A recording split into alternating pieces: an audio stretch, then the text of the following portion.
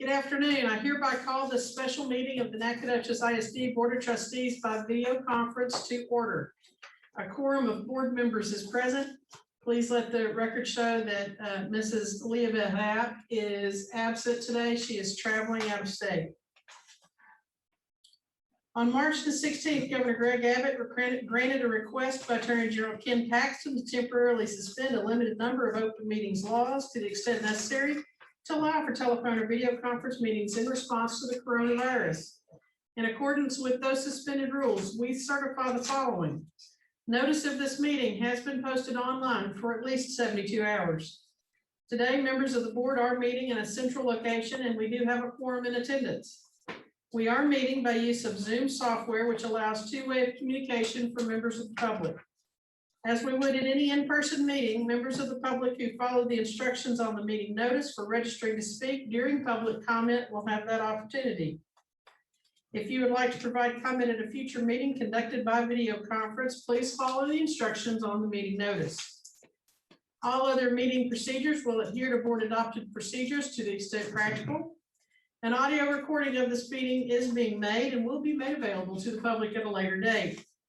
Zoom software allows for people to view and interact. We apologize in advance for any unforeseen technical difficulties we may have, and we ask for your patience. If you have questions regarding these suspended laws, please call the Office of the Attorney General at 888-672-6787 or by email at toma@oag.texas.gov. Next item on our agenda is public comment. We did not receive any requests to address the board as outlined in our meeting notice. I will take us to item 3A regarding a year of the teacher incentive payment to our classroom teachers. Dr. Trujillo, would you like to summarize your recommendation to the board regarding this matter? Yes, thank you, President Finch and board members. As you recall, the Nacogdoches Independent School District Board of Trustees adopted a resolution on December 14th, 2020, approving a one-time retention incentive payment for full-time and part-time employees in recognition of duties and responsibilities related to COVID-19 prevention, mitigation, and response that were unknown in June 2020 at the time of compensation plan adoption for the 2020-2021 school year. I am recommending to the board this afternoon that the district extend its December resolution to recognize classroom teachers specifically and the additional cost borne by teachers related to the purchase of educational supplies and materials obtained with personal funds to ensure classroom safety during the pandemic, including sanitation supplies and personal protective equipment.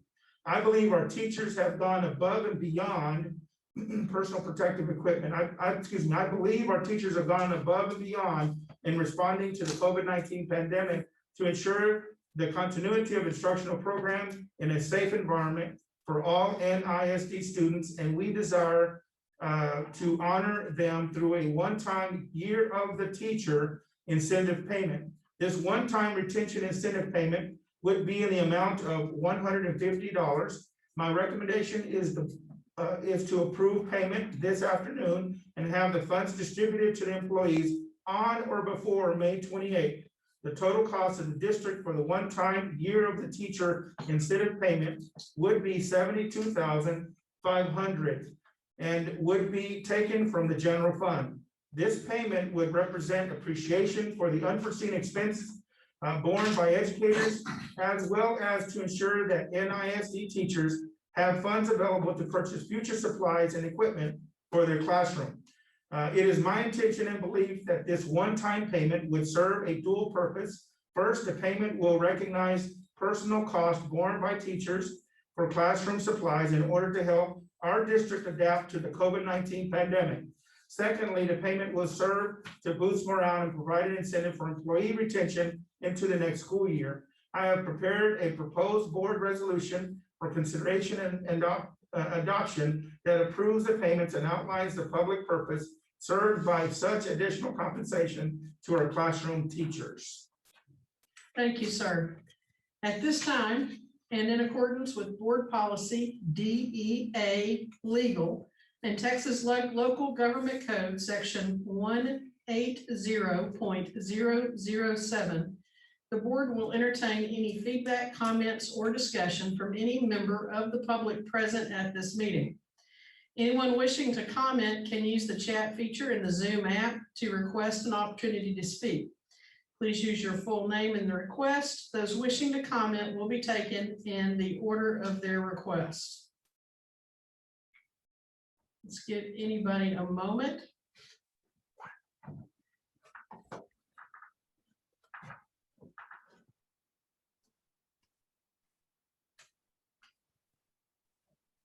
Mr. Lineberger, any requests to speak for the public hearing? No, ma'am. All right. Hearing none, I will now close the public hearing and call agenda item 4A, consideration and action to approve year of the teacher incentive resolution. Having heard Dr. Trujillo's recommendation, I would like to open discussion to the members of the board on this matter.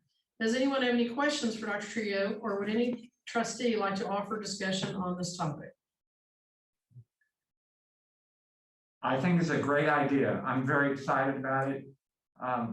This has been a very hard year, and this is just something to let them know again. We see what you've done. We see what you're doing. We know what you will do. And this is just to help them recuperate financially from the what they sacrifice, not only their time, but also their money. And if there's anything left over from what they spent, didn't spend this year, they will spend it for the upcoming year. And I think that's very good, that we'll give them a head start into next year. I echo Dr. Groman's comments. Thank you, Dr. Groman and Mr. Naramon. This is Mindy. I appreciate them. I echo, I guess, everything that you say. I know that $150 may not seem like a huge amount. I know that our teachers pour more of themselves into it, not just monetarily, but their time. Being up there late to do their classrooms, to grade their papers. It's small, but I just hope that every teacher and everybody that's going to receive this understands how much we appreciate everything that they have done and the sacrifices that they have made, their families have made to afford them the time and energy to pour into their kids. And that's just, I mean, gosh, thank you just doesn't seem like enough. All right, any additional discussion? All right, I'll open the floor for a motion. Madam President, I move that the board approve the budget and adopt the year of the teacher resolution as presented by the superintendent, approving the one-time payment in the amount of $150 to be given to all classroom teachers with a total of $72,500. Thank you, Mr. Naramon. Do we have a second? I'll second the motion. Thank you, Reverend. We have a motion by Mr. Naramon, a second by Reverend Urban. Any additional discussion? All those in favor, please indicate by saying aye. Aye. Any opposed? Motion carries unanimously. Thank you all. That will carry us to item 5 on our agenda, our budget workshop. Mrs. Barbary. Good afternoon, President Fitch, board members, Superintendent Trujillo. We'd like to present to you today a very broad view of the budget that we're working on for next year. So you have handouts, but I'm also going to share my screen.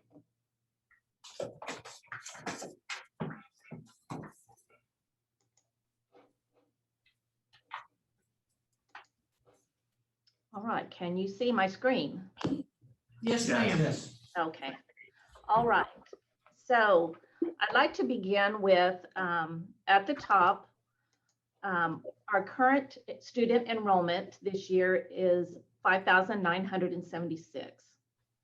So what we do is we roll those students up, we promote them a grade level, and that brings us to 5,995.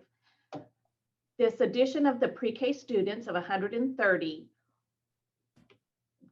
because of COVID this year, our pre-K numbers were very low, and this is a hopeful projection that we get them back, which will bring our enrollment back up to 6,125. So that's what we've based this budget on, is an enrollment of 6,125 across the board. So to staff for these students, we have standards that have been developed. And this is our teacher and our aide ratio that we use to staff our classes. So for pre-K this year, we are staffing at 20:1 for teacher and then 1 aide per classroom. For our IR campuses, we have staffed at 18:1 with 1 aide per class. For kindergarten, we are keeping it at 22:1, which is the maximum you can have, with 1 aide per 2 classrooms. Now for kindergarten on an IR campus, we're keeping their levels at 18:1 with 1 aide per classroom. First grade, 22:1 with 1 aide per grade level. Bilingual, if it's a bilingual first grade class, they get 1 aide per 2 classrooms. And if it's an IR campus, again, we're dropping it down to 18:1 with 1 aide per classroom. And then from second grade to 4th grade, it's 22:1. Unless you're an IR campus, it's 20:1. 5th grade is 25:1. Unless you're an IR campus, then it's 22:1. And then 6th through 12th grade, it's 25:1. For campuses that don't have bilingual classes, they do have bilingual students in there that need assistance. And so those campuses are given 1 bilingual aide. Now these class sizes are, except for IR campuses, they are at their maximum, what we've budgeted. But with our ESSER funds, and I heard a question about what does ESSER stand for? And that stands for emergency and secondary school emergency relief. That's what that stands for. With those funds, we are creating positions, and right now all we've done is just elementary. There will be more consideration for middle school and high school, but right now this is for elementary. They're getting 1 position per 150 students. So for instance, BQJ is slated to get 4 or 5 of those positions. They can use those positions to reduce their class sizes, to bring an interventionist or a mixture. So every campus is getting these positions where they can use that. So although we're seeing some high or maximum class sizes in our campuses, these positions will help them reduce those class sizes if they so choose. I would like to talk about class size just a little bit, Ms. Barbarick, if I may. I know something that I've advocated for a number of years now. And to me, it just seems like the opportunity may be ripe to see this happen. And that is to see an across the board ratio from pre-kindergarten through 1st grade of 18:1. You know, in the past, I get that the state allows us to do more than that, but particularly coming out of a COVID year with the high social emotional needs of students, particularly our younger students, I'd be curious to see what the other board members, how the other board members feel about that, but I'm a strong advocate. Those are, the younger the student, the more assistance from the teacher they need. Absolutely. And I'm looking at this, and like, for example, in the 1st grade bilingual, it's 22:1, and you're only gonna have 1 aide per 2 classes. I don't know that will be adequate or not, but we're talking about 22:1, and if you're talking about 18, you'll make it, I think, a little bit better. So, I think I agree with you. If we could go to 18:1, it would be better. whatever, but. Well, depending on how many kids we're gonna get back to school this year, I mean, are we gonna get other kids from other districts and come back to our school? I mean, how will we decide that? But I think 18 sounds like a good number to me. I subscribe the same thought, and I'm a believing space that the smaller class, the more one-on-one and interaction takes place. That's what I believe. If we have enough space, enough room, and enough budget, I like to make those classes as smaller as I could. Dr. Trio, what are your thoughts on that?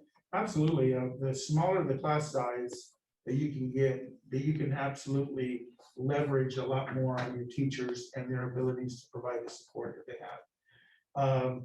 Unfortunately, the protocol that the state's always had is it's 22-1, and then you wind up writing a waiver based on that. But Coach brings up a good point. It's on the limited space that we have. But with that, we can also evaluate programming. Let's say that over at one of our elementary schools, we don't have the space to add that, but at another elementary school we do, then we could entertain that recommendation from the board of an 18-1 ratio. But we're at a good point because we're in a demographic study. And so if we do something like that, this is a good time to have that conversation, because that has implications on the size of a campus based on the availability of space. The 18-1 would be beautiful, but if we have no more space in that building, then we've got to look at where can that occur. Another item, President Finch, is we are in transition of opening up a brand new elementary school. And what is that going to look like? That's going to set the item in motion as to the services we're providing. It's the will of this board as far as what we're looking at, making the adjustments that we need to. Just know that just like everything else, it will have financial implications. However, I don't think I separate myself from the commitment of this board. We can buy widgets, we can buy books, we can buy resources, but the most important person or the most important resource we can put in the front of our kids is a living, breathing teacher that we've invested on developing their skills. Ideally, 18-1 across the board would do amazing things, not only in the development of our students, but also in the retention of our teachers, because that number continues to creep up every year across the state, and that's one of the initiatives that is part of the ESSER, is we can intentionally reduce the sizes that are there. My cautionary note is that if we're making a commitment, and your recommendation on looking at this is, if we're looking at ESSER positions and we're saying for every 150, they're going to get 1 unit, I would recommend that we continue to try to make that a focus, because that 1 unit could be a social worker, could be a counselor, could be an interventionist. It could actually be a teacher as well. But if we say that 18-1 is what we're wanting to move toward, I don't want the campuses to be penalized based on their initiative that they're wanting to put in place, and they wind up having to use an ESSER position. I To totally meet that. agree with you. I would not want them to have to dig into their ESSER to do this. I think this would be a commitment from our board level that we're committing to fund at that level, because we know the importance of it, and we want to exceed and do good things for all of our students. Yes. But it starts with our youngest ones, and if we can start addressing that need there. Absolutely. And I know we haven't gotten that far into it yet, but I mean, I think ESSER gives us a wonderful opportunity to put a social worker on every campus, you know. I will echo that. Then I think the board has known that I think this is a thing that would be beneficial to all the districts, not just these schools. Yes, absolutely. I have a question. It says addition of the PK students 130.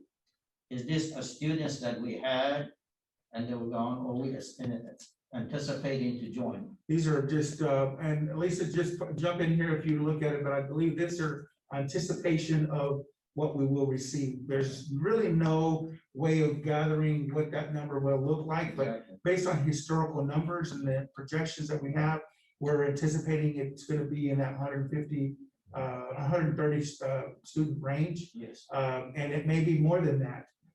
It may be less than that, but that's what we're projecting. Because we don't have a set pre-K number that is consistent, because it's changed in the last 12 months, and it's nowhere near what we had in prior years.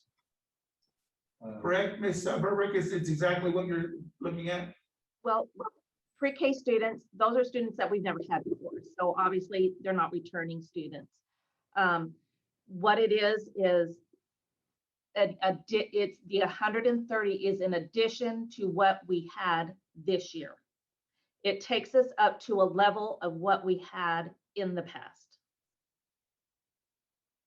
That makes sense.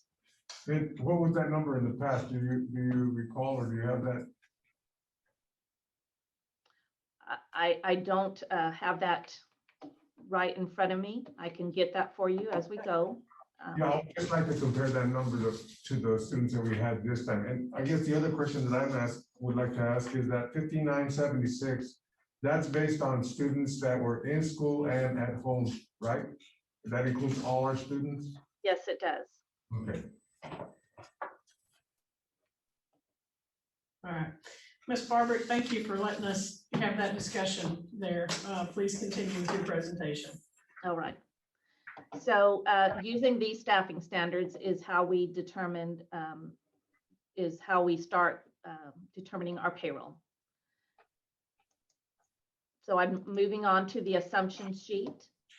I've projected our revenue this coming year to be $56.6 million. In our budget, what I do is when I'm looking at our campuses and our departments, I pull up the COLA, the cost of living adjustment, and I apply it to the prior year budget. And so they all received 1.3% increase in their budgets. The budget was also built with a 2% increase to salaries district-wide. The cost of a 2% salary increase to just the general fund is $796,000. We're also proposing a cost increase to the health insurance as well as the flex cards of $50 per year to what they currently get, and that will run about $66,700.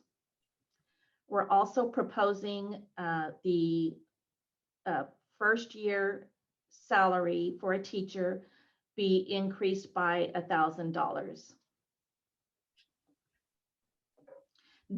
We will go into more detail with Mr. Whitaker on our comp plan when I finish. Next, I'd like to move on to the projected budget. So I mentioned the $56.6 million revenue.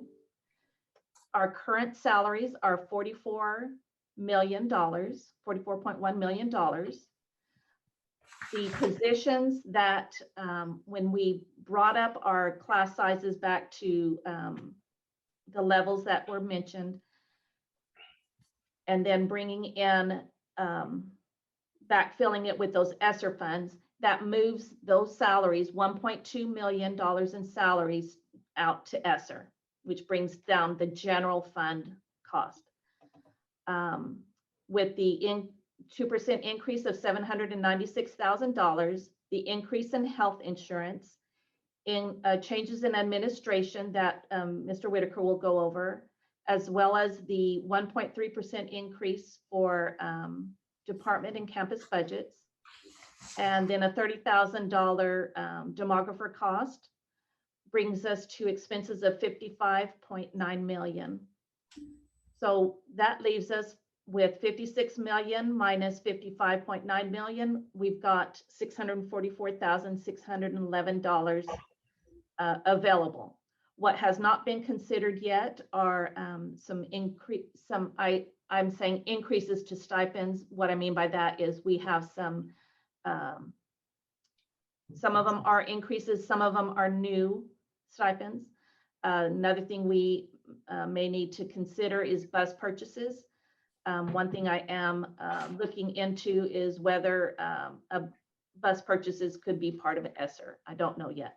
But in this excess of $644,000 in the big scheme of things, when we're talking about 56.6 million, that isn't a huge leeway there. I do want to let you know that just because of shortages in my staff at the moment and losing staff members that know how to use, how to run our software that calculates the 2% increase, I had to do this manually. So I feel like I need this buffer right now. We are continuing to learn how to use that software, but in the interest of time, I finally had to do it manually. Any questions on any of these? Yeah, I had a question regarding the current, the revenue projection. Does that include are you looking at the interest that we lost in the past that might increase? Is that part of that?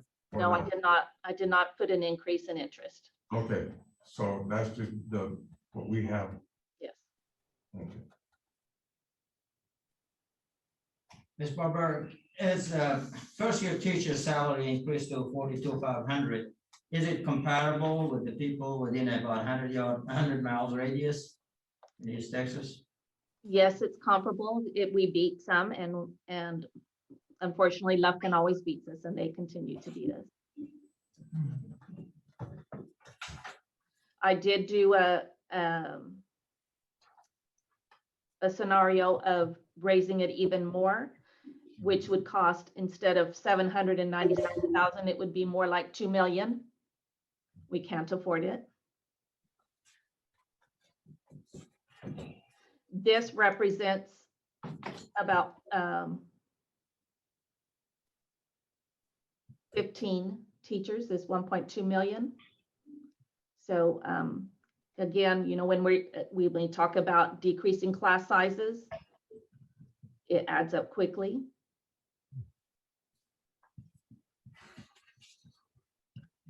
Ms. Barber, this is Dr. Drummond. I want to thank you for your projections and how hard you've worked, because this is like almost a magic act in a manner of speaking. And we realize that we'll have to be flexible and adjust, but I think we have worthy goals in mind.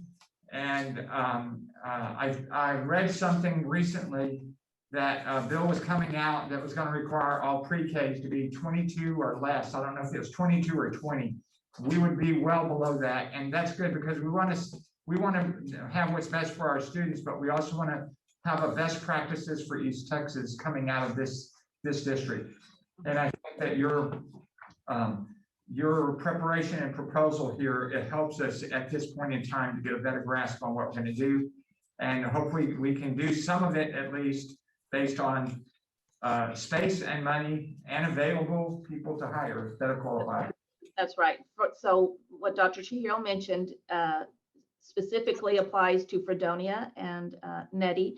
They are very limited in their space. If we were to decrease their class sizes, then we would be pushing zone students out.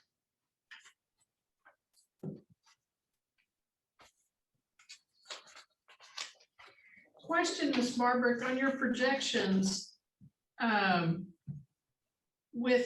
if you raise the first year's teacher salary, then everybody, all the steps after that get raised. Well, that's right. So all of that is included in your calculations here, correct? yes, it is. Okay, but that is not in addition to the 2%. In other words, it wouldn't be a 2% plus this adjusted pay raise, right? It would be. No, just- this 796,000 includes the increase to the first year teacher and then 2% for remaining. Everybody else, right. All right, so teachers would get that step increase, but the 2% is all your other professionals, your folks that aren't on the teacher pay scale. That is correct. Okay. Thank you for that clarification. And the 2% is not speak to this, Lisa, that's not to midpoint, because we wanted to make sure that it was impacting all of our employees. It is a flat 2%, so based on your current salary. Most times you'll see a district that will go at midpoint. And if you go to midpoint, then you can literally see some folks that it doesn't even make an adjustment because they're above midpoint. And we want to make sure that it does reflect to all of our employees that are there. Now, it varies based on where they're on the salary scale, but we don't focus on midpoint. Right. So when you do midpoint, basically you're rewarding your younger, your less experienced teachers. They get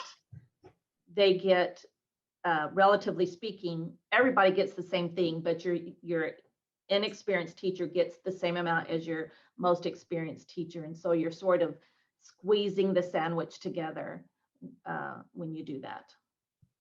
Ms. Barber, Dr. Drummond, I had one thing also to say positive about you're considering looking at buses. We've run the wheels off of our buses with social distancing and limiting the number of people in our buses.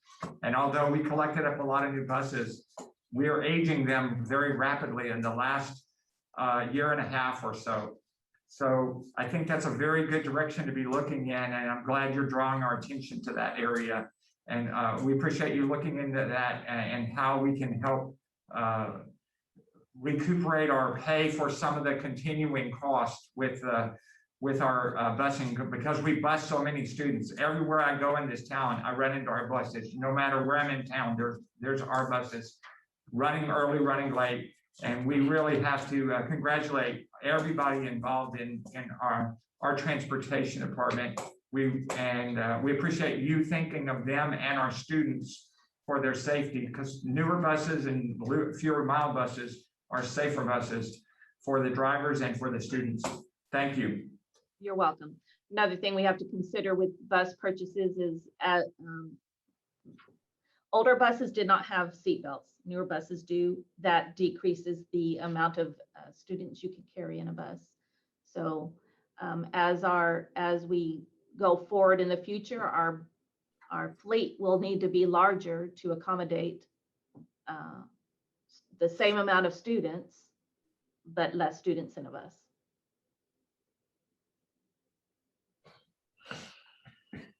All right, I'd like to turn this over to Mr. Whitaker now.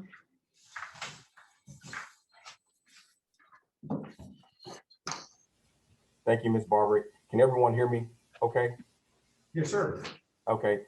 Good afternoon, President Fitch, board members, and Dr. Trujillo. It's my pleasure this afternoon to kind of present to you the first running of the compensation plan for the 2021-22 school year. So if you you all have your packet there in front of you. So as you can flip through to starting on page 3.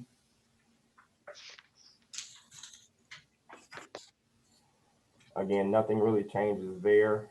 It's kind of an overview of the salary system on page 4, where we talk about general staffing information. Those numbers will change once we get a little closer to the end and we run our new numbers. Then you have the new projections for the general staffing information and a breakdown of such categories with the pie chart there. So all the information will be updated. If you go through page 5, that is the compensation plan recommendations for our substitutes. As of right now, those will stay the same. There's no recommendations to increase those. We did increase those 2 years ago for our substitutes. Do you want to continue the presentation to ask questions, or can we ask questions as we go? Ask questions as you go as we stop through. So feel free to stop me on whatever page and we can answer those questions and make notes. And looking at the top of it, it says we have approximately 1,036 full-time and part-time employees. Yes, sir. That as of this day today, right? No, sir. This was as of when it was printed last school year. So last time we brought this document to you all last June, that was the numbers. So those numbers will change. Probably the number increase slightly. Yeah, so Yeah, that's what I was gonna ask. You think that number will increase, right? Yes, sir. Okay.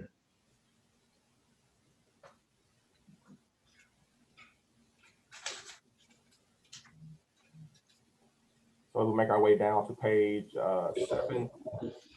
Mr. Whitaker, Dr. Roman, I have a question about the substitute teachers. Go ahead. A few years ago, we were having a really hard time getting substitute teachers. In COVID, I'm not sure it wasn't even worse. Are we, not just are we adequate compared to other districts, but are we adequate to find qualified substitute teachers to fill the spaces when our teachers have emergencies or other needs? Just looking at the numbers, Dr. Groman, we are sometimes short subs quite a bit, even though we do see numbers with our substitution orientation that we hold once a month throughout the year. This year, we even added an extra substitute orientation just because we know that, try to get a few more subs in the system toward the end of the school year. So that is still an issue, having quality subs to sub. Just due to certain conditions, subs only can sub so many times out of the month. And so that also creates an issue of where you have that. But we are fortunate enough to have a few retirees who are teachers who do sub, but there is still the issue of having quality, a number of subs to come and sub when our teachers are out. My question, following up with Dr. Groman, is, are we thinking on ways that we might be able to get people that want to substitute? Are we doing some kind of marketing? Are we doing some? Okay. Yes, sir. We definitely pose, a lot of our subs, a good chunk of our subs do come from SFA, who are college students as well. And so we definitely recruit. I constantly touch base with the career office there or the education department to try to market that we are offering substitute positions for the district. Mr. Whitaker, Yes, sir. this is Farshid Newman. Is there any mechanism that evaluate the efficiency and productivity of a substitute? In other words, the next day, do we get a report from the teacher how the substitute acted and what he did, or just call the roll and turn it in? Sure. Yes, sir. So teachers really on the campus kind of report back to their campus principal on how well that sub performed, if there are any issues or any deficiencies with the substitute, or that substitute just not really working out or performing up to standard, then so we can remove that sub from a campus. We also monitor the substitutes activity in the system. Sometimes after a substitute will come to orientation, they sometimes do not pick up jobs or become inactive, could be for the entire year. And so we constantly try to call that sub, we try to reach out, but then sometimes we end up having to deactivate that substitute because they no longer want to sub for the district. But to answer that question, yes, sir, there are kind of checks to make sure to monitor our substitute periodically, hearing back from the campuses on which subs are excellent, and those who are falling short of that mark and maybe for various reasons may need to be even removed. And also, do we have any guideline on their clothing and their grooming as well? I know how strict gonna be and how far we can go. However, is there any guidelines for that? Yes, sir. During our substitute orientation, we meet with them again. We kind of discuss kind of how to operate the different mechanisms, the phone, the web access, and also go over dress code with the substitutes during orientation. And in that orientation, we adhere to them as professional dress, making sure that they come to work, dress appropriately for the assignment that they may have. If it's a PE assignment, making sure they're in the right, maybe athletic attire, or if they are in the classroom, making sure they are professional dressed and appropriate for that type of setting. Luckily, we haven't had many incidents where we've had been reported to us in HR that a substitute was out of dress code or dressing inappropriately. And in those times where there have been, we have called the sub in and visit with the sub to make sure they continue to adhere to the appropriate guidelines and appropriate dress. Thank you. Yes, sir. Mr. Whitaker, Dr. Crum, one more question. For retired teachers, the year they retire, they have to go like a year and a day or something like that before they can work for the district again. Is there any change or anything coming up in all the legislature that you've heard about? Are we still stuck with that? And since they're out for a year, do we particularly go back and try to re-recruit them to come back as substitute teachers after their year is up? That's kind of a long question and complex, but if you need me to repeat any part, let me know.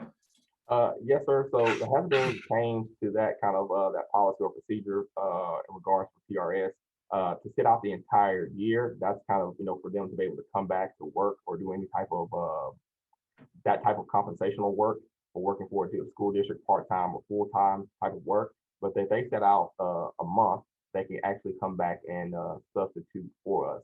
And so, we have had some substitutes, we have some teachers who have retired, who have actually come back after that time that they have waited out to actually come back to work for the district.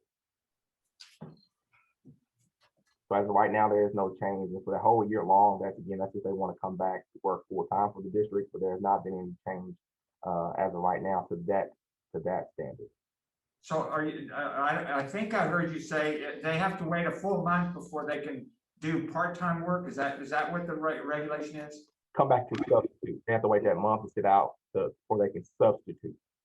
And they can't substitute full-time. They can't be a long-term sub. They just have to be an intermittent substitute, right? Correct. That is, yes, sir, because they are receiving their annuity through PRS, so they kind of have those guidelines that they have to watch to make sure that they only work a certain amount of days. And it also goes to play with our other positions, substitute drivers or anybody who's a retiree. If they are working in an area, they have to closely monitor the set number of hours that they work for TRS. Every year they send out a document that allows that they have accumulated to match for that month of how many hours that they are able to work without penalty. Now, if they go over that amount, they are subject to lose their annuity. Okay. Have we ever sent a letter out to all the substitutes thanking them for their service to our district? Yes, sir. So every year during this time, like we do our paraprofessionals and contract time for our for those type of positions, we send a letter out to our substitutes, again, thanking them for that information, as well as letting them know information about next year as well, gearing up for the next year. Thank you very much. Yes, sir. Any more questions on anything about substitutes? Okay. So hearing none, we'll move down to the teacher, librarian, nurses on page 7. There, Ms. Barbick, so those numbers are not accurate. Those have been marked out. As you see, Ms. Barbick did mention that the proposed first year teacher salary is at $43,500, a $1,000 increase for starting teachers. And therefore, when we get the updated document, we hope to have that by the next budget workshop. You will see the subsequent pay increases for each step and for experience. Mr. Whitaker, Yes, ma'am. the amounts that we see here are the current amounts, correct? That is the current amount. Yes, ma'am. Help me understand how do you come up, or what is the formula that's used to determine the step from say year 1 to year 2, from year 2 to year 3? How are those increases calculated? I will turn it over to Ms. Barber. That has been a carryover from many, many years. I don't know how it was originally calculated, but I've tried to sort of even it up, but that will take years, because if you even it up, then you could possibly be bumping a teacher down, whereas you're maybe bumping some teacher up, if that makes sense, to even it out. So every year I've looked at it to try to tweak it as I go, but again, that will take years to do. This is why it's best to not approach it at midpoint when we're talking a raise, because at midpoint, what would happen is, based on where they're at, they may not see the full percentage, because then the teacher is actually above midpoint. Well, the teacher's on a step, right? Yes, but So there's still a low, mid, and then there's an upper point, and they may be slowly moving themselves up on the upper end of the midpoint, Mhm. and they may leave it step. And I'm not concerned about midpoint, I'm concerned about retaining our teachers. And, you know, from your first year teacher to go from 42.5 to a second year teacher to go to 42.840, that's not even a full percentage point increase. What is my motivation to stay with this district if you're not gonna reward my experience? And some of these, and as Ms. Barber identified, these things are all over the board. Some of the increases from year to year, and I haven't finished everything on the page, are as much as 1.8%, but I've also found it as low as a third of a thousandth, you know. Right, so that's why if they only received a step increase, because we're giving a 2% flat increase, what a first-year teacher will go from 42,500 plus 2%. So they won't go from 42,500 to 42,840. It's kind of what started me on this rabbit trail was actually, if we're giving them a 2% plus their step increase, what is that gonna amount to? It's not plus their step increase, it's 2%. All right, so if we, okay, so let me reword that a different way.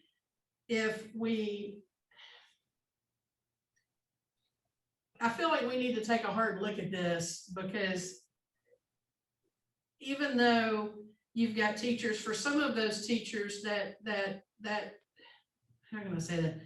That's that 2% step increase, but on some of them, it is a very low percentage overall, because of these percentages are all over the board here from one year to the next year. That's why we give a 2% flat, which they don't go from 42.5 to 42.840. They'll go from 42,500 times 1.02. So they'll jump to 43,350. Right, which is right at 2%. You're right. I understand that. But now let's take a year that we're not giving a 2% raise. Maybe we don't have that. Right. You know. Then it's all over the place on step. And then what you've got here is, and even if I was starting out my professional career, I would like to be able to look at this and kind of see what my potential is. I'm just saying, can we look at this and try to address these inequities? We can actually look at the numbers are there, but the one thing that we might need to consider is when we adjust a number, you could theoretically take a teacher, if you're gonna go with a hard, fast number, you could theoretically take a teacher and they would lose money. That's right. That's right. That's why I'm saying it takes years. Well, and that may be possible. I'd have to study these numbers more than the 2 or 3 minutes I've had to study these numbers. But initially, I'm thinking increase for everybody, because you've got teachers down here from year 7 to year 8, or at year 7, they're only getting an increase of like $200.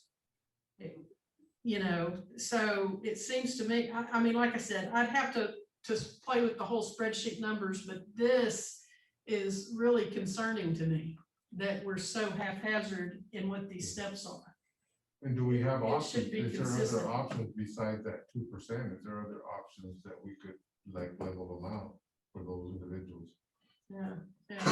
Again, you're going to either give the highest increase to everybody, which would be beyond our budget, or you bump teachers down.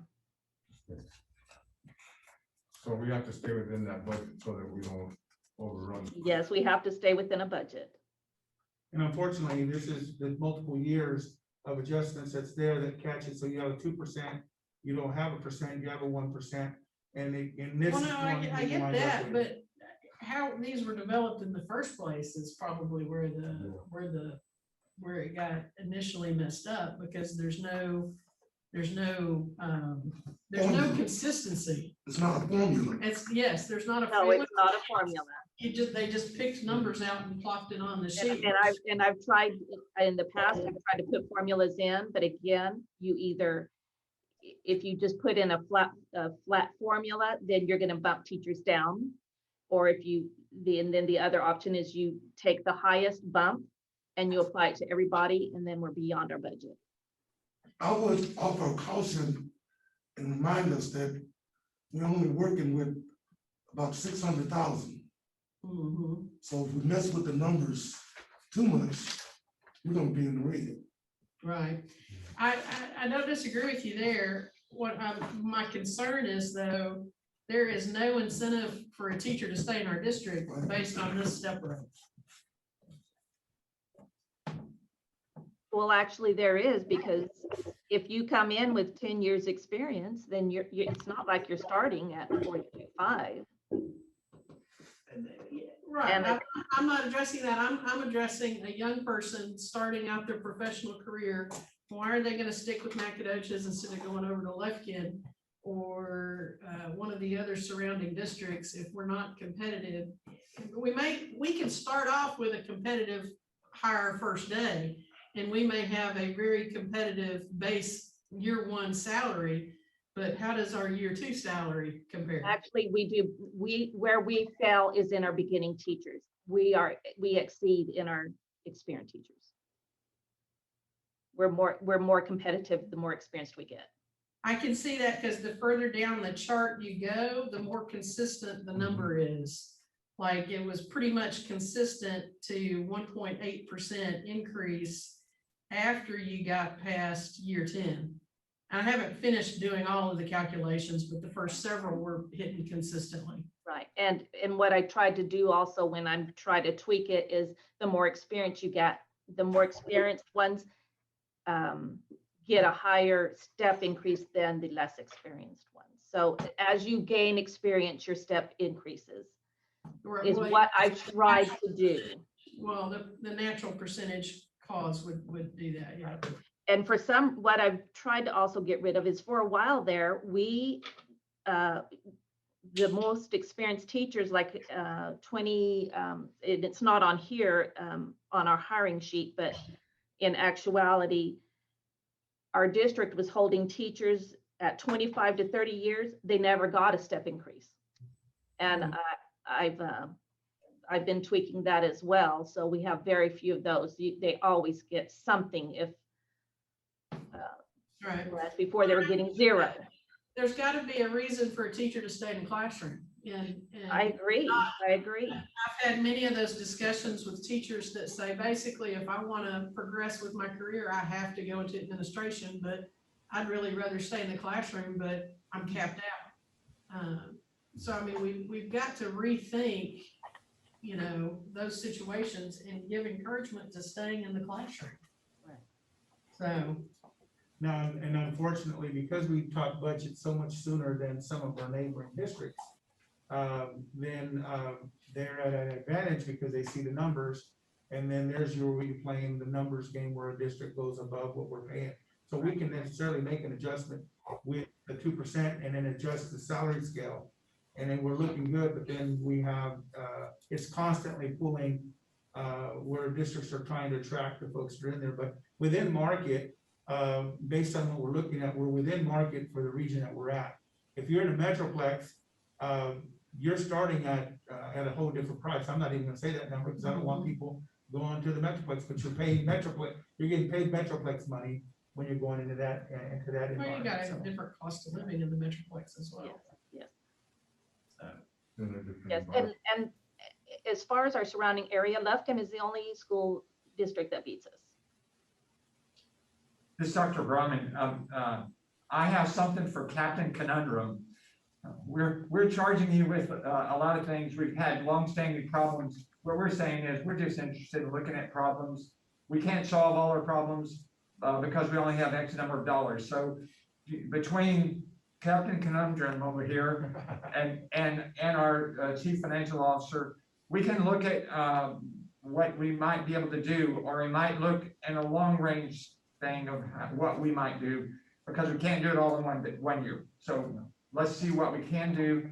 And I don't know if that's a compromise or that's just a wise thing. But Reality. that is reality. We have to live within our budget, okay? So, Well, the one thing that, and she began there first, the one thing that I'm gonna be looking at, because it has implications for our budget, is that 5976. We've got to get that number and get the kids in there. Once we get the kids that are in there and they're in the district, then we have that room to start doing the adjustments that are there. That's the revenue that comes in with the kids and impacts and has the implications with the budget. And then one other item is a lot of times you'll see the direction that the district is going. If it's emphasis on building a strong 1 to 5 year teaching core that's coming in there, you'll see implications on the budget where it's there. If it's retaining your experienced teachers and rewarding the experienced teachers and keeping them there, you'll see the implications that are there. Each budget based on what direction and the vision of the district is, you'll see where their priorities have been. And unfortunately, when you look at something like this, you're absolutely correct, it's all over the place. But we also got to look at, we got to put consistency in its leadership as far as what the vision of what we're wanting to do. And that's something that I'm willing to take the charge with the team and see what we need to do to make a great place for our teachers to say we're taking care of them. They're our number one assets for our kids. So I welcome that challenge. I'd like to share something with you if I can. Yes, ma'am, go ahead. Okay, here is a calculation. So if where I was figuring out, okay, if we bumped up our teachers to $45,000 a year, what would it cost? And this is to bump our teachers up to $45,000 a year. And then it's a gradual, our beginning teachers would get more than 2% and then nobody would get less than 2%. But it gets our beginning teacher salaries up. That would cost us $3 million. To get them up to $47,000, which is a very lofty goal, would be $4.4 million. And here we have $600,000 to work with. So, it's not that I don't look at these things. I'm just, at some point you have to be mindful of the budget and what the state gives us. Well, I think it gives us, I would think it would give us an advantage of when we're listing for teachers to come into our district is to say, this is what we can pay. We would like to be able to pay more, but if you want a really good environment in a very cohesive district, then you may want to be satisfied with 45.5 and know that you're comfortable and you don't have to move to the big city where you're going to spend all the money that you make over there. It's going to cost you more to live and more to get around. So, I think we have to figure ways of maybe marketing the fact that we don't have the kind of money that other districts have, but we certainly will have, they'll have the support that other districts won't have. Well, I think our annual starting salary is for Nacogdoches in this area is very fair and reasonable. And my concern is retaining those teachers past year one. Yeah, and we're not going to retain those. I think, President Finch, I think we're going to always be in that process of losing young teachers that come for the first year and they decide they want to go to Dallas or they want to go to San Antonio, they want to go somewhere else. And we're always going to have those teachers to use districts as stepping stones. I think I've seen it in the last 20 years that I've been here. It's just one of those things that we have to deal with.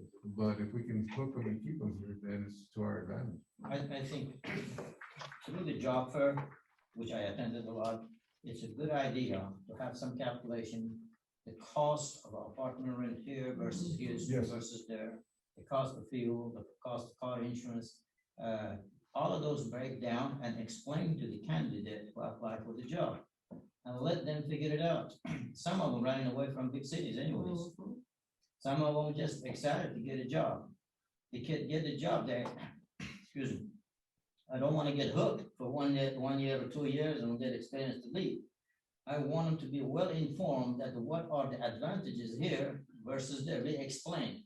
I have attended a lot of job affairs in behalf of a school, and I just go see how the other people handle it. These are things I noticed need to be mentioned, rather than say, well, how are you? Nice to meet you. And what are you applying for? Well, have you been? Are you planning on going somewhere else? Well, we certainly would love to have you. And let me have your information. You know, this is pretty generic. You have to be some educate that person what good this community can do, and hopefully you stay here, if I make sense. President Finch, I might add also, one of the things that's really worked and been tremendous from this board is when we look at the critical area with stipends, just this year with that is also a very enticing tool. Because if you can remember up to about 6 months or even 8 months ago, we were not in a competitive area. We were being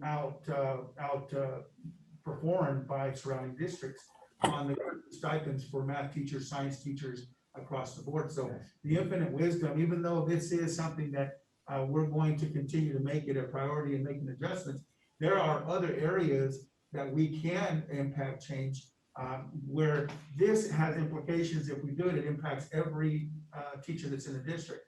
But we can be also very targeted in those areas that we know are critical that we've not paid attention to. And I commend the board for the foresight early on when we did that, and we made some adjustments and how we arrived to where we want to be there. And that's as we move forward and in the process.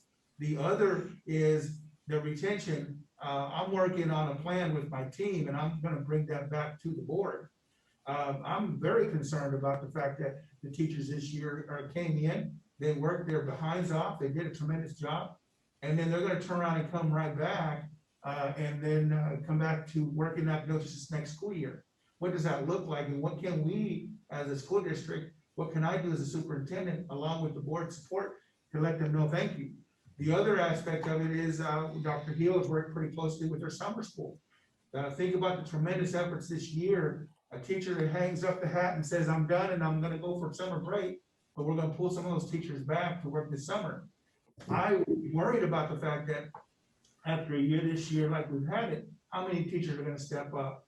And I'm very, very thankful that ESSER did come in because it's allowing us to do some things where the hourly rate for a teacher working this summer does not compare to what we've done in the past. It's to let them know we appreciate the work that you've done, not only during the year, but you're coming in and working this summer for summer school. So there are some adjustments that are there. The only thing we gotta be very cognizant of is when you have ESSER funds are being paid, we don't want to tie the hands of the board's commitment with financial obligations with funds that will go away in 24 months. Yes. And then we're sitting here wondering, wait a minute, we made everybody real happy for a year or two, and then all of a sudden we don't have enough money in the coffer to pay for those fees. So we're being very, very cognizant of that. And I do appreciate President Finch's point that it is all over the place, but I will tell you, you can put this in most districts. I'm not gonna say all, because I don't believe in that, but you put this in most districts, you're gonna see there's that discrepancy.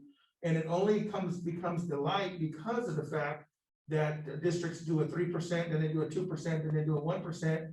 And it changes so much that when teachers are in a line, they follow you and I are in step 3, we're basically gonna make the same amount of money.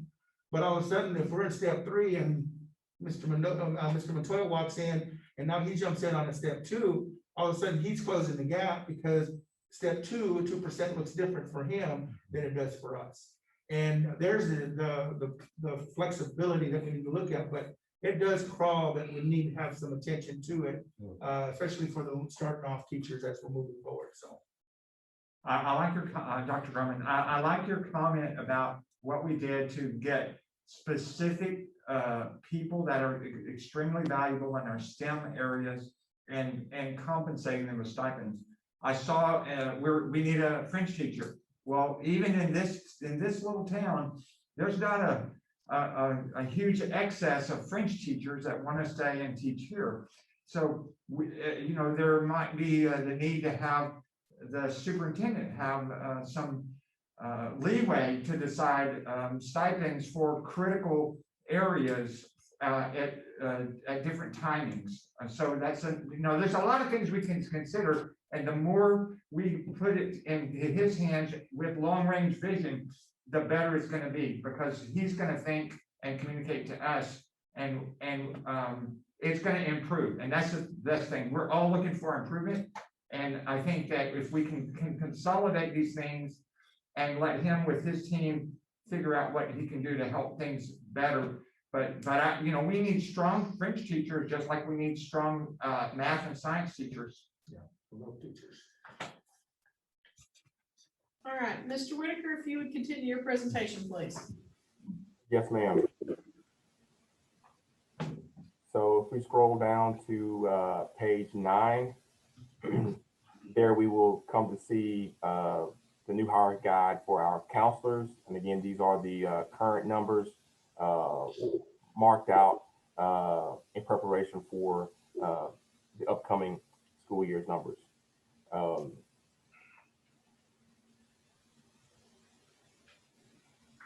So those will be updated accordingly as well.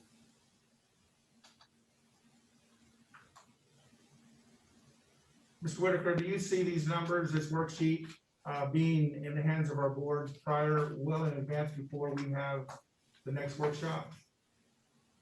That is the goal, yes, sir. Okay, I just would like for them to see these numbers with a little more notice than this one today, that they can actually see the numbers that are there. Yeah. President Finch, so y'all can see them when we go into dialogue, we have the numbers, that you can actually see where they are. Perfect. Yes, sir.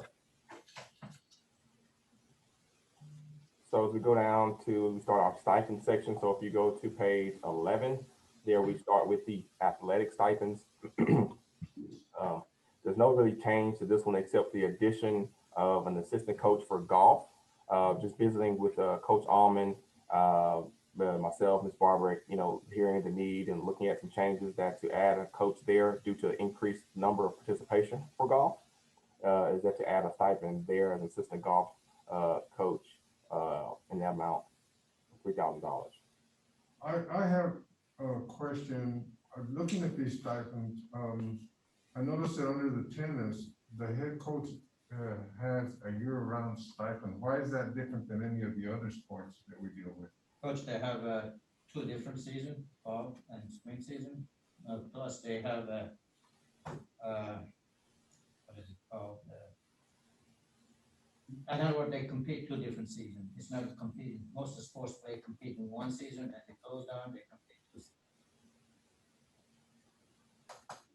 That is correct. After visiting with Coach Scroggins, this way, it's always been that way, that they will start swim pretty much at the beginning of the school year. They'll start their competition season shortly thereafter, and they usually go until late spring semester. So they work year-round practices, early morning practices, and basically all year round, starting off with conditioning and then finishing up competition season, and then going through the rest of the spring semester. So.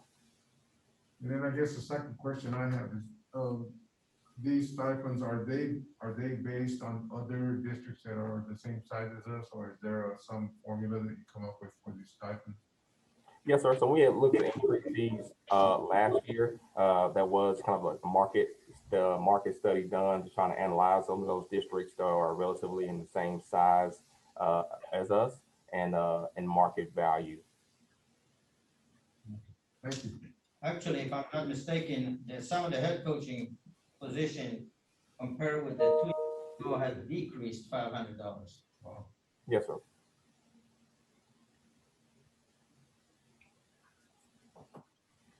So the only change in addition from last year this year will be the adding of the assistant coach for golf. Mr. Whitaker, Yes.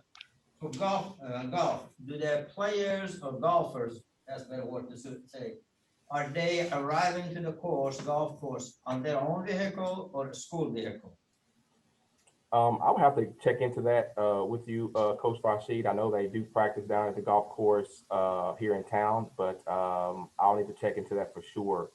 If they just meet there after school, or do they take a bus to get there?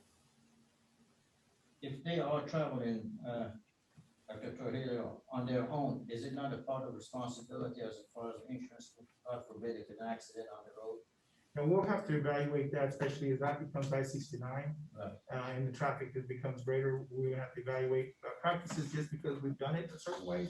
May not continue to be that that's the way we're going. That was always one of my concerns, because the coach meets those players at the golf course. And when they dismiss from here to there, God knows what they do before they get there. So I can have an answer for you that, I can have an answer for you, Coach Rashid. Yes, sir. So if we go to page 12, UIL campus stipends. So we are working with the Fine Arts Department. We are still analyzing these, so these possibly could change on some of these, especially from the Fine Arts Department. And so we are continuing to analyze them as well, and hope to have some updated information for you by the next budget workshop. May I make a comment? Yes, sir. I look at National Honor Society, $300. I promise you, it's a $300 a year, a day is not enough, because there's so much issues. So for almost 20 years, when I was in school, I was a member of National Honor Society, screening or hearing. And Yes, I know how difficult it is and how agonizing it is. And normally they have a help to help on one person. I don't know. Sure. But I just want to express myself that that's $300, not enough. Especially they have to meet way early in the morning and do the community project and all the different. I was surprised to see that at that level. They have to earn so many points for whatever they do. It's pretty insignificant. Well, Yes, ma'am. I'm seeing that you've got a high school kind of payment, and then you got a middle school. And so the National Honor Society under the high school column is 500, and the middle school is 300. But what I thought odd is that the head band director is under the middle school and not the high school. That is the head band director for the middle school. So at the middle school, so we have Mr. Weems as the head band director there at the high school, who doesn't receive a stipend. That's kind of compensated his position as band director. But that middle school head band is for the middle school person in charge of the middle school bands. So there are two people at each middle school currently. One is the head and one is the assistant for middle school band. So you just don't have the head band director on the high school one on this chart? Yes, ma'am, because he doesn't get a stipend. That's wrapped up in his position as director of the band. Okay. Gotcha. Yes, ma'am.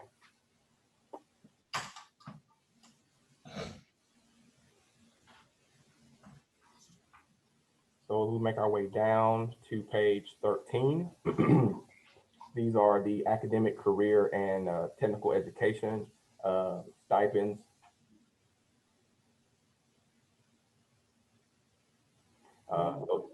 Go ahead. I have a question. I'm just curious, how is that determined between like the bilingual LSSP and bilingual speech pathologists versus the bilingual social workers? That's kind of, I hate to use it, I always hate using this phrase, it's kind of what's been in place, Mr. Montoya, but that definitely can be looked at. I know with the bilingual LSP and speech therapists, they do a lot of testing. I know with the testing that they do for the different departments on, your special education tests and so forth. So they do a lot of testing that was required of them day in and day out. Just food for thought, though, that I know that all our social workers have master's degrees. And so if they were seen based on educational credentials. Yes, sir. That is why they're paid more than a teacher. Yeah, but also these other bilingual LSSPs and the bilingual speech pathologists, they have different degrees. And they only do that specific service, whereas social workers do services throughout the district. That includes a lot of. But social workers get a higher compensation too. Well, yes, they do, but they hadn't in the past, and I just don't want them to be put to the side. Yes, sir. Okay? Yes, sir. The big changes here are, as you see, the CTE education working in conjunction with the teaching and learning, Mr. Luss, director of the, CTE department, as well as Ms. Barbarick. So visiting with him, uh, taking out work-based learning, that was a stipend that hasn't really been given, or a service that hasn't really been done for a number of years. Removing the health occupation at 10,000, and the auto mechanics at $13,000. So those stipends were in place, um, I think long ago, to attract certain individuals, but we're currently still attracting quality health science professionals as well as automotive professionals. And so I think the goal is to redistribute those funds so that we're able to touch more sponsors and more organizations. So if you see there, we added the secondary robotics coordinator to really touch with our STEM and that AV, and then as well as, pardon me, what we call the high school CTSO. So that CTSO stands for Career and Technical Student Organizations. And so this would allow us to redistribute those funds that are wrapped up in CTE, and therefore push out to those other teachers who are sponsors. For example, there's an organization for the business and marketing, that DECA, the Family and Consumer Science sponsor, the HOSA, which is the health organization, TSA, Tech Student Association, and the National Tech Honor Society. So that would allow those teachers to be able to receive a stipend for their sponsorship and for their activity and their involvement of working with those kids in those CTE areas and do all of that. And that criteria, as you see, is a $500 to a $1,500 stipend, which means Mr. Luss kind of has the great idea of basing it on a criteria they're met. That initially those teachers will get a $500 stipend at the first of the year. And then as the year went on, they will receive those other two increments if they met the criteria, which is basically just really truly being involved in the program, bringing in sponsors, community service, being part of the state competitions and regional competitions, and coordinating with, other fellow partnerships like SRT, that would allow them to be able to work with our, different police officer organizations and community partnerships, and really branch out to be involved in that, as well as our cosmetology program. So again, it allows us to spread out and be able to touch more teachers and more employees who are involved in those organizations. I'll stop right there and ask a question. Yes. I'm kind of surprised. I was led to believe that we were going to see some extensive changes just based on some discussions you've had with us over the last couple of months about really wanting to address CTE and making sure we could attract highly qualified candidates for those positions. We are, and actually some of the programming that's not even listed yet, because and that's why we have to have the leeway to attract. For instance, our OTC, we know it's coming, and we know that we're going to have to compensate when it comes to that. Diesel mechanics may be an option that we're going to be looking and exploring that opportunity. So we want to make sure that when we have that, do we have the leeway to adjust it? Because we don't have the baseline with the budget. The other thing, when I say the baseline for the budget, we got $600,000, but by building the participation of students and building them in a CTE, every kid who touches a CTE generates additional funds, which means we can redirect those back into a certain percentage to personnel, but also for resources. So as we're building it, the opportunities are not only going to be at the high school, but also at the middle school. We can generate CTE funds just by looking at a course offering that's a middle school and changing the course number that's there, so that now the kids that are actually an 8th grader or a 7th grader that is touching a CTE course and generate more funds, which means we can redirect those towards a robust CTE programming that we can provide. So I understand what you're saying in regard to the CTSO and the $500 to $1,500. That's a great way to encourage some of those organizations and hopefully build them. But I don't think that's gonna recruit in a great auto mech teacher. So how are we balancing that? Well, right now, working with our director of CTE programming, we've got to get that in the sync, because the original 13,000 was something that sat there and carried over from a couple of When he years left, back. I'm sure. Yeah. So with doing that, we've got to make it real with the numbers, make it attractive, but not overstretch that commitment based on what we wanted to do at the time, because it didn't quite work for us at the time. We still actually lost that individual. So what we need to do is make it marketable. Give you an example, if I wanted us to look at and investigate and get with the team about electrician or plumbing, and then be a CTE program we can design, we're gonna have to get that and put it into whatever is the market out there to get that individual to come in and teach that course and leave the field where they're making some good money. Now, those are areas that we can actually look at. What we're doing is right sizing the numbers that we have and trying to figure out where are we gonna land. Is it gonna be that 13,000, which is the commitment that we had?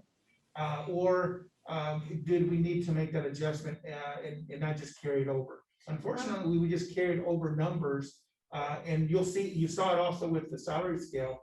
A lot of times we just carry the number because that's the number that we've always given, and not given an impact on who is servicing the program, providing the resources for the program, and gives us time to reevaluate what exactly does that look like. I don't know what the arrived number that our CT director is coming at, but we wanted to make sure, and that's why you'll see these in the updated direction. What it may go up, it may go down, but what are we doing in order to make it marketable with our? Well, and folks? that's my concern is, I mean, we're deleting health occupation, we're deleting auto mech. By deleting auto mech, it sends the signal that we're not gonna invest into our auto mechanics program. I don't, based on our previous conversations, I don't think that's true. I think you guys are really interested in recruiting somebody in that will, that can do that. And it was unfortunate, we lost a really wonderful teacher Yes. because he was able to go back and make more in the industry. So I'm just, when I see this and I see these things removed, it concerns me because I feel like it's running counter to what you've been saying. Well, in reality, what you're looking at, remember this, and this is why I asked him, when are you gonna see this in time so that it's well before our next workshop? Because what you're seeing is a series of strikeouts. What are we, and what are those numbers gonna look like? What are we gonna arrive with? And that is what I wanna make sure that you all know, is that we're entertaining all of these points that are here, so that when we go over and you see that strikeout, you're gonna say, okay, what did we arrive with our health occupation? What did we arrive with auto mechanics? Is it really gonna be auto mechanics? Or are we looking at Something completely diesel different. Yes, directions? And those are the things that we're really trying to evaluate. What will that become? And there's other items that are not even listed on Right, here. exactly. That as we grow into the space, we're gonna see, hey, we need this field, and can we find a person? Firefighter academy, if that's the direction we're going, what does that look like, and how can we attract individuals that are there? But no, absolutely, that's the CTE is something that is very important, and actually that's a lot of times it's band, athletic, CTE for those high school kids, and we want to make sure we have the best quality people that can leave industry. It sounds bad, leave industry, come in education, and then they get a salary and think, wait a minute, this is nowhere near what I would make if I was out there just working and not in a classroom. So there are some adjustments that we'll have to do. I'm hoping also by increasing participation in CTE, that that increases the number of revenue. We have a set number, we're talking about budget. But when you increase participation, you increase resources. And that's what we want to do, is figure out how do we count every kid that is in a CTE program so that we can go back and actually expand the services that we have. So what you're seeing is strikeouts and reevaluating what is that going to look like as we move into this next school year. I know we're going to have our OTC, but you'll see nothing on here in our OTC because we've got to figure out, okay, what is that cost going to generate for us? And are we looking at ROTC at the middle school? Well, that's junior ROTC, and I'm going to tell you that costs the district money because the military doesn't fund junior ROTC. It's all on the backs of school districts, but we need that to build the program. And so there'll be some that you'll see, but my vision has not adjusted at all when it comes to the CTE commitment that we have for our kids. Can we ask SFF to have some about to graduate from ROTC, they can help us. with Oh, doing that? yes, the relationship has been there. I've been talking to their ROTC program, Yes. and letting them know we need to have them come over. What was exciting is we all attended, the award ceremony. And one thing that I can't remember, I leaned over to one of the board members when I was there, and I said, that's gonna be our OTC kids coming up there in full uniform to do the flags and set the flags out. But we are gonna partner up with SFA, Yes. and because we want to make sure that they have that natural bridge Right. with the programming. That's just one programming that we look at. All the rest of that CTE programming, we need to look at what is that relationship and how can we partner with Angelina College and also SFA, where kids can go on and continue their education. I recall a very long time ago, SFA sent the graduate students for code, becoming an assistant coach as a volunteer Okay. to get some experience. So that's one. The question that I have here is a CTE law enforcement, 2,750. Then on go up and top, it says a police certification. Could those be combined at the same thing because both are law enforcement? Point me to where you're seeing this. Okay, on a page 13, and the top on the left-hand side says other, says a police certification 600, then advanced police certification 900, then master police certification 1,200, and that's a stipend for them, correct? Yes. Okay. And CTE class, I guess they have to teach, they have to get paid, correct? Well, and this is purely, Dr. Hill, the certifications that we have at the high school, when we're talking about the advanced and the master police certifications, those are two different certifications. If they have both, then they get both those stipends. If they have one of those, I imagine one of those is, it's a hierarchy with regards to the certifications that are there. I think Mr. Luss is going to take that answer. Okay. Yes, I think those are separate stipends completely. That may be for the NISD Police Department. If you have a master peace officer license, you get that certification. This isn't related necessarily to CTE. That's correct. So those, that $600, $900, and $1,200 amount, those are for the different certification levels for our police officers, for our NISD Police Department, once they attain anything beyond a basic peace officer certification.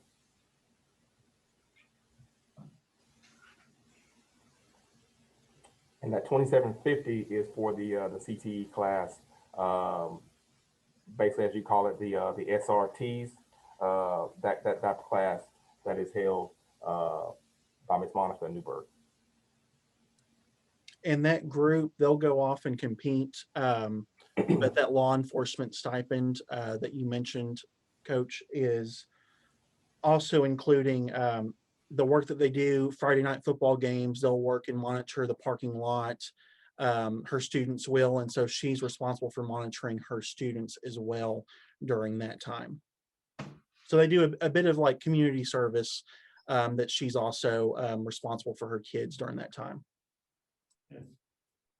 Some of the things that I've seen in the past, coaches, for instance, if we had an electrician program and you had a journeyman that was licensed, then you'd have a stipend. If the person was a journeyman or a master electrician, you'd have, you pay that stipend depending. And a lot of times and that's speaking to what our president Finch is speaking to is when we attract folks, what are we doing to keep that quality person to work in that programming? So if we were blessed to get a journeyman to be here, we really need to think about what are we going to pay for that journeyman, because he's giving the skill set to our kids. But a journeyman can go out there and work 9 to 5 or all day long in electricity in the real world and make a tremendous amount. And we need to make sure that it's market. We're with the market, but we're paying them for coming out and doing the job that we have here. So it sounds to me like you're gonna pay them a salary versus a base and a stipend. That's what it sounds like to me, to be commensurate with what they're. It is, and that's a lot of times, and I think that's the one that we bring to the board whenever we're looking at, because a lot of these are not your traditional certifications. I got you, that makes sense to me. Mr. Luss, this is Dr. Brumman. I would like to thank all the teachers that we have in the CTE program and all the extra time and the attention they give to the details and trying to translate this, whatever the activity they're trying to get to their students and how they touch and change students' lives. And I know that's, we're talking about that in teachers, but CTE is a totally different monster. And it requires different skills. And like Mr. Cobb, having state, the livestock winners down in Houston and other, we having cosmetology students going to nationals. We have a lot of things coming out of that program. We want to thank you and thank all of them for what they're doing. And we want to continue to support them, not just with our mouth, but with what kind of stipends or whatever else we can do to help encourage them. Thank you, sir. Yes, we have a really resourceful group of teachers, talented teachers and students. One thing I wanted to leave with you all for the CTSO stipends, Dr. Groman, as you mentioned, our national qualifying students. This is really where the work is already being put in. Our CTSOs are meeting after school, on a weekly basis. They're practicing with their kids, preparing them for written competition, but also practical competition. And so those CTSO stipends really will help us reward those teachers for their hard work, their hours that they're putting in after school, similar to how that works with UIL and you name it. So just wanted to leave that there with you for the CTSO piece. Thank you, Mr. Lush. So the additional stipend that's been proposed is the technology section there. Highlighted in blue is the Comp TIA A Plus, and then the Comp TIA Network Plus, or the TIA Security Plus. So these certifications, the basic one is that Comp TIA A Plus. So this is kind of the starting point of IT. To kind of again give our technicians more experience, more skills, and more knowledge as we have begun to add more devices and begun to expand and broaden our reach on one-on-one devices, teacher devices. And so this will again allow that foundational, the first one will allow that foundational knowledge and skills and impact. And then they can move on to an additional one, is that Network Plus or the Security Plus, and just kind of again learn how to manage and troubleshoot wireless devices as we have expressed the growing need of our district and technology devices. And then that Comp Security Plus one is network and operational security.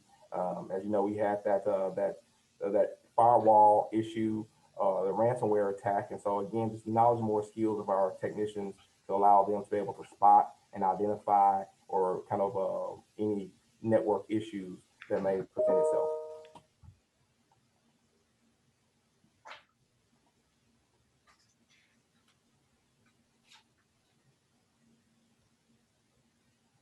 Okay. Are there any questions on that? Going to admin professional employees. Again, these are not updated numbers. I have that for you by next board meeting. But these kind of the layout of our positions that we have.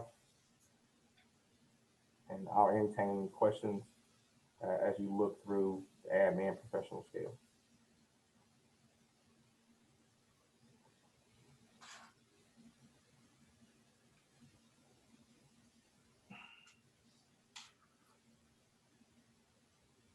Okay.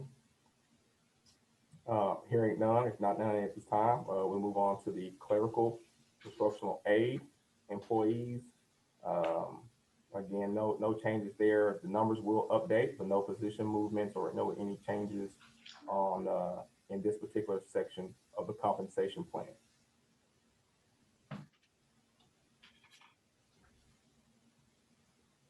As we work our way down to our hourly and manual trade employees, this is at this time kind of where the bulk of our changes lie in. And just working and bringing them into the fold and conversation with our manual trades directors, food service, transportation, plant services, and kind of hearing their needs and trying to make sure that we are trying to again attract great quality workers in those areas because, Mr. Rue, Plant Services, sometimes they have a hard time filling certain positions. Ms. Stacker as well in the food service department. And so we definitely have looked to make these changes and kind of move what used to be a pay grade 1 basically into the pay grade 2, and that will become the new pay grade 1. Also condensing down some positions, just terminology wise, trying to do a lot of cleanup and specify certain positions as best we can.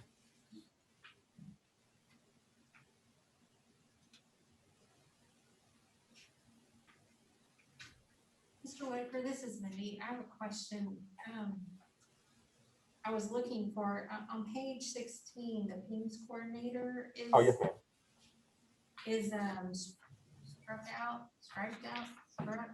Yes, ma'am. Not sure which word to use anyway, but I didn't see it replaced anywhere. Sure. Yes, ma'am. So that position, as title as PIMS coordinator, is going away, and that position will become a director position. Okay. So that will follow in pay grade 5. Okay. That different position is constantly being catered in our neighboring districts with regards to, and so coordinator, I just don't want somebody moving because of a title. I totally support that one because it is so critical. I'm glad that we're doing that. Are we discussing Just that's what I was looking for. Yes. Okay, I have a personal question, is information for myself. The teams ladies or the gentlemen, whomever, report those information. Before those information is reported, it basically is approved by authorities before she posted or he posted. Am I correct? The PIMS coordinators, their data is actually submitted. Right. And then what it happens is here in our district office is where we have director, or which is the department here, verifying, checking, getting the errors, and then we send them back to the campuses for any corrections that need to be made before we do the various submissions throughout the year. Okay. I recall one time somebody was complaining that I posted exactly what they tell me, and evidently something happened, they point finger at the team lady. And I would probably still have the letter she wrote. And at that time I was still AD, just I guess you could say there's been a bell cow or whatever. Then we did complain. I said, I can't do anything about it. I like the cleanup that you guys have done. I appreciate that. Ms. Fitch, do you recall that incident? Mm-hmm. Seems lady was pointed out because. Mm-hmm.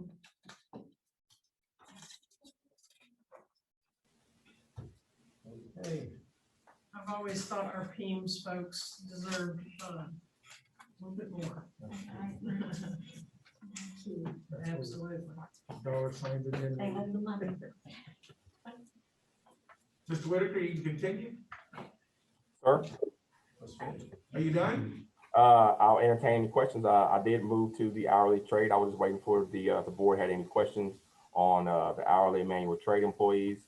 They can look those numbers over and look at the changes. Again, a lot of terminology and just trying to update, kind of move up that starting salary for some of our manual trade and folks, especially manual trades, food service personnel, to get them. So hopefully we can retain those individuals and stay in the market, especially with plant services, trying to, we're competing with industry. We're also competing with, SFA as well.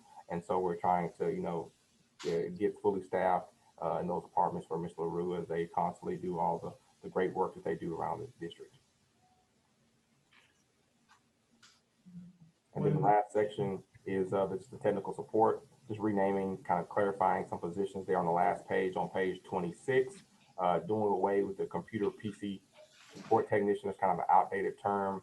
And so just really staying with computer technology specialist and mobile device specialists, since we have a lot of mobile devices for our students now, and including project specialists and also a system specialist within the tech department to coordinate a lot of the movement and things that they're doing, currently updating a lot of the systems and infrastructure within in and around the district. So President Finch and board, the hourly manual trade employees, the adjustments we did, reviewing that this year was, if you've gone by Ralph's department out there, we've had looking for constantly advertising. And so this is an adjustment being made to make sure that we can stay competitive with regards to every entity within the organization, but not only in the organization, in the community, so that folks don't wind up leaving us to go work for the city or working for SFA. We want to all get along and get really good, but we want to make sure that we've invested in our folks, that they're compensated on the hourly rate for our commitments to make sure that we can continue to have them as valuable employees with NISD. So Absolutely. Have we thought about, I'm sorry, Go ahead, sir. maybe some type of incentive for bus drivers? Because I understand it's very difficult to, to get bus drivers. it is, and we're willing to entertain anything that we can that within the budget that's there, because you're absolutely correct. That's why we looked at those hourly employees, and a lot of times our drivers fit in that range, and that's why we're making that adjustment for that particular group of our employees. But I know that we've had a couple of our neighboring districts that really, they focused on that, and they wanted to make sure the drivers knew they were getting the numbers. Otherwise, we lose our drivers. And that's a skill set that's interesting, because once they get trained, they can take that skill set, and take it somewhere else. And we don't want them making more money somewhere else. We want them to know that we're gonna compensate them effectively here. And that bus driver only one, that is an increase from where they were before, so. Again, these numbers will be updated accordingly with the new numbers once me and Ms. Barber again get back together. And so we'll hope to have these new numbers in your hand as early as possible so you can review and have any questions for next time. Mr. Whitaker, this is Dr. Drummond. On page 23, we have police officers, and that's in the pay grade 8 now. And then in pay grade 9, which is one police sergeant, that one of them tops out at $733,577. That's for a plain police officer. And then for the sergeant, who is number 2 in our department, they top out at 67. Is there a reason for that discrepancy? That's for the 260 employees, Dr. Groven. So if you look, most police officers, they will be able to top out at 63,955 as the current numbers fit. So that 260 is for your kind of your plant services folks. So police officers there at 226, and then the police sergeant is at the 226. Day rate or hourly rate or number of days. But basically, I'm asking, why is there 5,000 there? Even at the starting pay for a police sergeant at 226, they're only making $1,000 more, and then they stay ahead, and then they drop behind. Oh, because it's hours. Okay, that's it. I was looking at it wrong. I was looking for 260 hours. I'm comparing 260 hours to 226. So they're always, the police sergeant is always paid more for the same amount of hours. Correct. Okay, that's all right. Thank you. However, President Finch, this is also an area, before she actually brings the question up, this is also an area that I'm trying to discover, where did we arrive with these numbers? How do you arrive where the step numbers and the differences, because they vary. If you did the math, they vary also as well. So I was working with my team, and we're looking at that to figure out, okay, how do we arrive at its numbers? And we don't want to simply say, well, this is just the way we've always done it.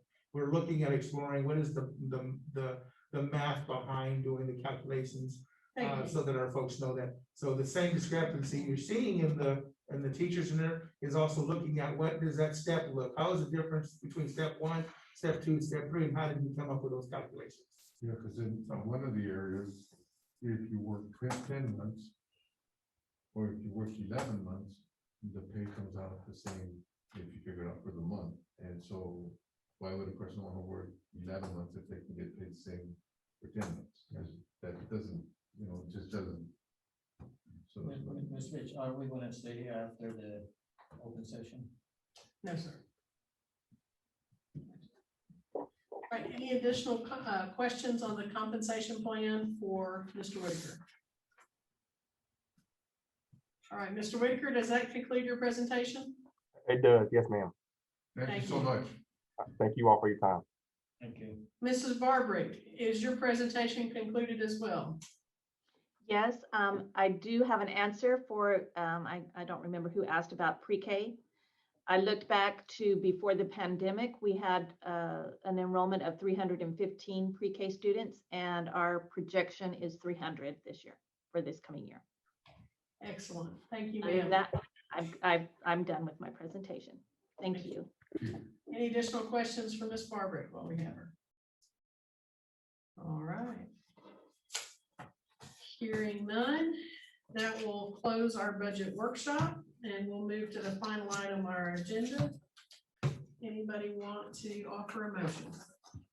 I'm going to adjourn. Thank you, Mrs. Winslow. Do we have a second? I'll second. Thank you, Reverend Irvin. All those in favor, please indicate by saying aye. Aye. Any opposed? Motion carries unanimously. Thank you so much for your time today. We've got another budget workshop next, is it next Thursday? Without Next looking at my Thursday at, calendar? 5 And that'll be o'clock. at 5 o'clock. And we'll probably go longer on that one, right? Because it'll be more in depth.